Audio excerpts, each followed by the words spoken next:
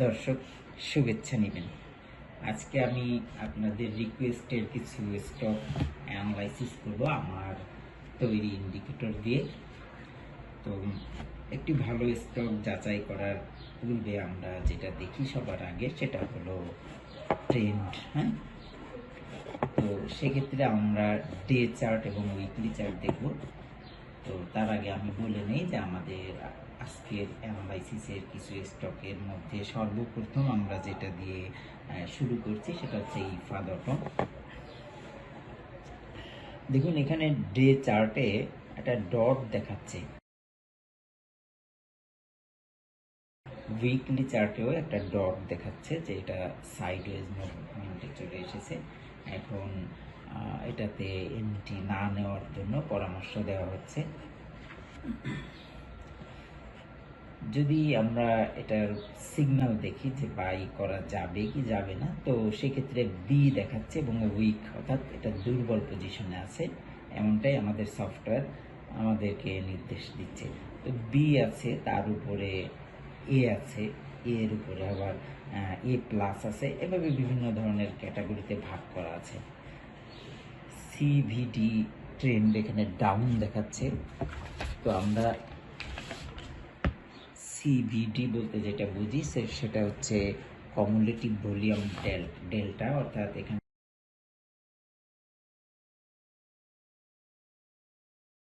Aggressive বায়ারের পরিমাণ বেশি নাকি অ্যাগ্রেসিভ সেলারের পরিমাণ বেশি। আমরা সাধারণত বাই প্রেশার এবং সেল প্রেশার দেখি, কিন্তু এই বাই প্রেশার এবং সেল প্রেশারের মধ্যে কিন্তু আর একটা জিনিস কাজ করে, সেটা হচ্ছে কি অ্যাগ্রেসিভ বায়ার আর অ্যাগ্রেসিভ সেলার। এটাকে শর্ট করে অ্যাগ্রেসিভ বায়ার এবং অ্যাগ্রেসিভ সেলারকেও বের করা যায়। তো আমরা এখানে অ্যাগ্রেসিভ সেলারকে বের করেছি, দেখেছি যে অ্যাগ্রেসিভ সেলারের পরিমাণ বেশি। হ্যাঁ, আরেকটা বিষয় আছে যে এখানে সেল ভলিউম, ওভারঅল যে সেল ভলিউম সেটাও বেশি, অর্থাৎ সেলারের পরিমাণ বেশি।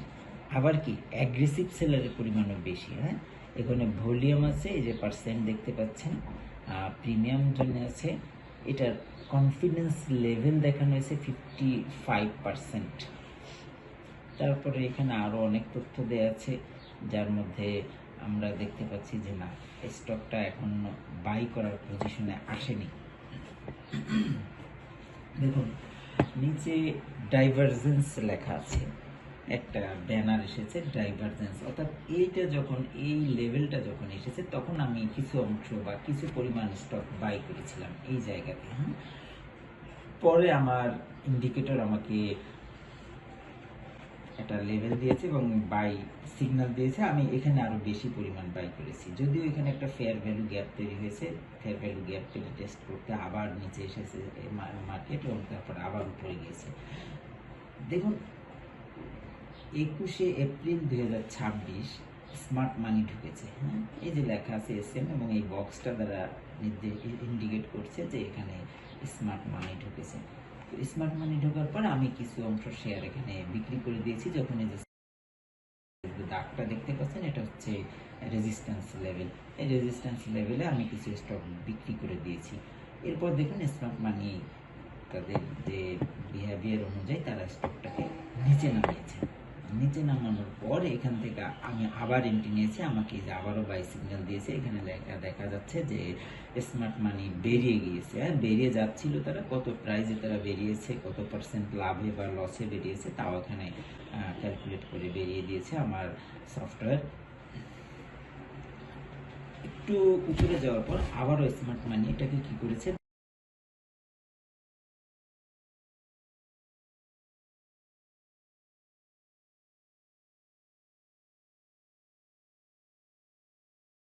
ঘুরে দাঁড়িয়েছে। দাঁড়ানোর পর এখানে দেখতে পাচ্ছেন ডিসপ্লেস। এর অর্থ হলো এখানে একটা বাইরের একটা প্রেশার আছে, একটা চাপ আছে, এখানে এন্ট্রি নেওয়া যায়। তো আমি এখানে এন্ট্রি নিয়েছি। এন্ট্রি নেওয়ার পর দেখুন এখানে আবারও স্মার্ট মানি ঢুকেছে। তারা কেনা বেচা করতেছে, করতে করতে এখানে দেখুন আবার 14ই মে স্মার্ট মানি ঢুকেছে। ঢোকার পর তারা আবার চেষ্টা করেছে কি, সাধারণ মানুষ কি করে, সাধারণ বিনিয়োগকারীরা যারা, তারা ব্রেকআউট হওয়ার পর তারা এন্ট্রি নেন। তো যখনই ক্ষুদ্র বিনিয়োগকারী যারা, তারা এখানে বিনিয়োগ করা শুরু করেছে। কিন্তু এই পাশে স্মার্ট মানি, এখানে স্মার্ট মানি বড় রকমের শেয়ার, বড় আকারের স্টক তাদের হাতে থাকার কারণে তারা কি করতে পেরেছে, তারা সেল দিতে পেরেছে। এটাকে বলা হচ্ছে লিকুইডিটি গ্রাব। হ্যাঁ, যে এই চিহ্নটা দ্বারা বোঝাচ্ছে লিকুইডিটি গ্রাব, অর্থাৎ স্মার্ট মানি ক্ষুদ্র বিনিয়োগকারীদেরকে এখানে যারা কিনেছে তারা তো আর এখানে সেল দিতে পারবে না, বা তাদের স্টপ লস হয়ে গেছে, ক্ষতি হয়ে গেছে, তারা বসে আছে। তারপর কি আবারও দেখুন নিচে নামিয়ে দিচ্ছে এইখানে। কারণ ক্ষুদ্র বিনিয়োগকারীরা অনেকে বিক্রি করে, লসে বিক্রি করে বের হয়ে গেছে, আবার করেছে। তারা আবার কি করেছে, পরবর্তীতে দেখুন স্মার্ট মানি, স্মার্ট জোন, হ্যাঁ, অ্যাক্টিভ হয়েছে। তারা স্মার্ট মানি জোন তারা অ্যাক্টিভ হয়েছে। অ্যাক্টিভ হওয়ার পর এইখান থেকে আবার তারা বাই করা শুরু করেছে। হ্যাঁ, এই যে দেখুন এখানে আর ব্রেক, অর্থাৎ রেজিস্ট্যান্স ব্রেক দিয়েছে, কনফার্মেশন হয়েছে, স্টকটা এই পর্যন্ত এসেছে। যারা বুদ্ধিমান তারা এই যে দাগটা দেখতে পাচ্ছেন, এইখান থেকে তারা বিক্রি করে প্রফিট নিয়ে চলে গেছে। এখন স্মার্ট মানি কি করেছে, এটাকে আবার নিচের দিকে নিয়ে আসার চেষ্টা করতেছে। এখন এরপরে আগামীতে যদি এখানে গ্রিন ক্যান্ডেল না হয়, বা এখানে যদি মার্কেট স্থিতিশীল না হয়, তাহলে এটা আরও নিচে নেমে যেতে পারে। তবে এখানে কিন্তু শুধু যে স্মার্ট মানি আছে তা কিন্তু নয়, এখানে আর একটা বড় বিনিয়োগকারী আছে। এটা দ্বারা বোঝাচ্ছে কি, এম। এটা আমাদের জন্য একটা আশার বাণী যে এই স্টকটি এখানে যেহেতু স্মার্ট মানিও আছে, তারপরে মাঝারি আকারের বিনিয়োগকারীরাও আছে, তারা হয়তো এখানে রিটেস্ট হওয়ার পর স্টকটা এই পর্যন্ত আসতে পারে। এটা কত 25 বা 25.95 বা 26 পর্যন্ত আসতে পারে। হ্যাঁ, তারপরে আবার একটু রিটেস্ট হবে। হ্যাঁ, তো এখানে আসলে কাল আগামী কার্য দিবসে যদি এটা গ্রিন ক্যান্ডেল তৈরি করে, তাহলে এখানে এন্ট্রি নেওয়া যায়। আর যদি এটা নিচে নেমে যায়, তাহলে আপাতত কিছুদিন অপেক্ষা করতে হবে। আমাদের পরবর্তী স্টক আসছে গোল্ডেন সান।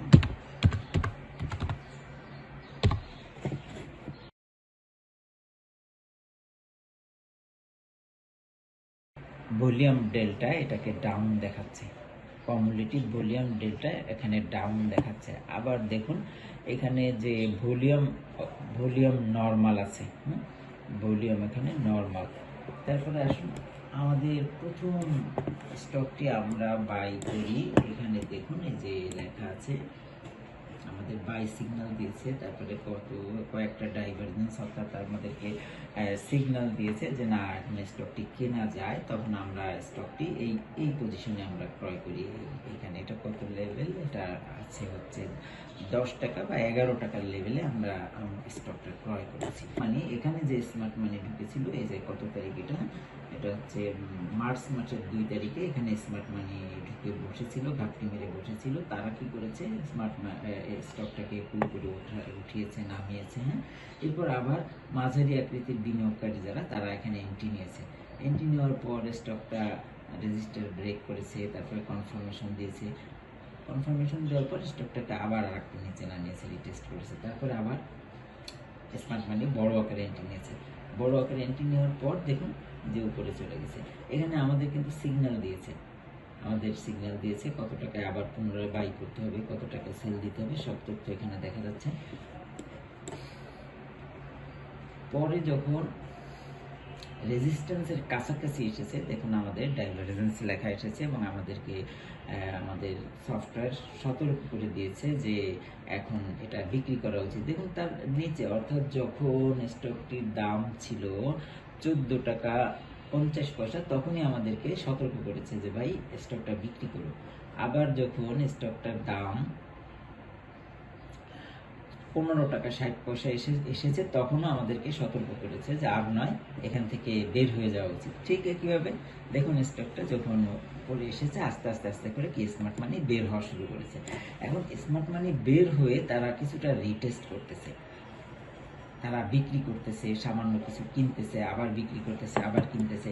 তো এই পজিশনে, এই জায়গাতে এন্ট্রি নেওয়াটা একটা ঝুঁকিপূর্ণ কাজ হবে। দেখুন ডাইভারজেন্স শো করেছে, অর্থাৎ এখানে বলা হচ্ছে যে এটা নিচে নেমে যেতে পারে। হ্যাঁ, এখানে দেখুন দর্শক লেখা আছে যে আইস ব্রেক, আইস ব্রেক বলতে আমরা যেটা বুঝি সেটা হচ্ছে কি ব্লক ট্রানজেকশন, অর্থাৎ এমন কিছু ট্রানজেকশন যেটা বোঝা যায় না, বাট হঠাৎ করে দেখা যাচ্ছে ভলিউম বেড়ে যাচ্ছে বা কমে যাচ্ছে। হ্যাঁ, এটা হচ্ছে আইস ব্রেক বলে। আইস ব্রেকের ফলে কি হয়, সাধারণত কারসাজি হয়। হ্যাঁ, এখন কেউ কম দামে স্টক কিনতে পারে, আবার কেউ বেশি দামে সেল করে দিতে পারে, বা কেউ কম দামে সেল করে দিতে পারে, যার ফলে এখানে দেখুন আইস ব্রেক দেখা যাচ্ছে। আইস ব্রেক হলে এটা একটা ধোঁয়াশা থাকে, এখানে একটা কারসাজির একটা গন্ধ থাকে। সুতরাং এইসব জায়গায় একটু সাবধানতার সাথে ট্রেন বা এন্ট্রি বা এক্সিট নেওয়া উচিত। হ্যাঁ, একটু সাবধান থাকা উচিত। তো আমরা পরবর্তী স্টপের দিকে যাচ্ছি। দেখুন রবি একটা সুন্দর আপ ডাউন প্যাটার্ন তৈরি করেছে। একটা ট্রায়াঙ্গেল ছিল, সে ট্রায়াঙ্গেলটাকে ব্রেক করেছে, তার ভলিউম হাই আছে, এবং আমাদের যে ইন্ডিকেটরও এটাকে কি 4.6, অর্থাৎ এটা 5 হলে আমাদের বাই সিগন্যাল আসে, অর্থাৎ এখন বাই করা যায় এরকম একটা সিগন্যাল দিচ্ছে। এরকম ঠিক না, এখান থেকে এটা নিচে নামতে পারে এমন একটা সিগন্যাল দিচ্ছে। যেমন ধরুন সিবিডি ট্রেন্ড এখানে আপ দেখাচ্ছে, অর্থাৎ অ্যাগ্রেসিভ বায়ার যারা, তাদের পরিমাণ এখানে বেশি। অর্থাৎ দেখা যাচ্ছে যে 14 টাকা প্রাইস, 30 টাকা প্রাইস ছিল, 30 টাকাতে এসে কিনে নিল, সে আর নিচে নামার জন্য অপেক্ষা করেনি। হ্যাঁ, 30 টাকা 20 পয়সা যখন প্রাইস ছিল, বা 30 টাকা 10 পয়সা, ওই 30 টাকা 10 পয়সাতেই সে কিনে নিয়েছে। হ্যাঁ, সে আর নামার বা ওঠার জন্য অপেক্ষা করেনি। এই ধরনের অ্যাগ্রেসিভ বায়ারের সংখ্যা এখানে বেশি। কিন্তু স্টকটিতে স্মার্ট মানি ঢুকেছিল, দেখুন স্মার্ট মানি ঢুকেছিল 30শে মার্চ 2026। তো 30শে মার্চ 2026 যেহেতু স্মার্ট মানি ঢুকেছিল, তারা তো যে কোনো সময় স্টকটি আবার বিক্রি করে নিচে ফেলে দিতে পারে দাম, তাই না? সুতরাং এখানে এন্ট্রি নেওয়াটা এই মুহূর্তে ঝুঁকিপূর্ণ হবে। সে এখান থেকে রিটেস্ট করে যদি এই ট্রায়াঙ্গেল বরাবর আসে, এইখান থেকে সে তার উপরে আবার যাওয়ার পসিবিলিটি আছে। সে উপরে যাওয়ার আগে স্টকটি যখন উপরে যাবে, তখন এদের দেখুন এখানে আমাদেরকে ডাইভারজেন্স সিগন্যাল দিয়েছিল যে স্টকটি এখন উপরে যাবে। তো এখানে আমরা এন্ট্রি নিয়েছি, যারা এন্ট্রি নিয়েছে তারা এখানে প্রফিট টেকিং করতেছেন এবং প্রফিট টেকিং করতে পারেন। ঠিক একইভাবে এখানে যারা এন্ট্রি নিয়েছিলেন তারা এখানে এসে প্রফিট টেকিং করেছেন। কত লেভেলে, 30 টাকা 40 পয়সা লেভেলে এসে প্রফিট টেকিং করেছেন।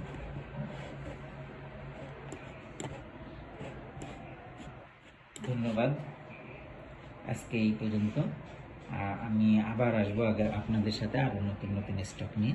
আসসালামু আলাইকুম।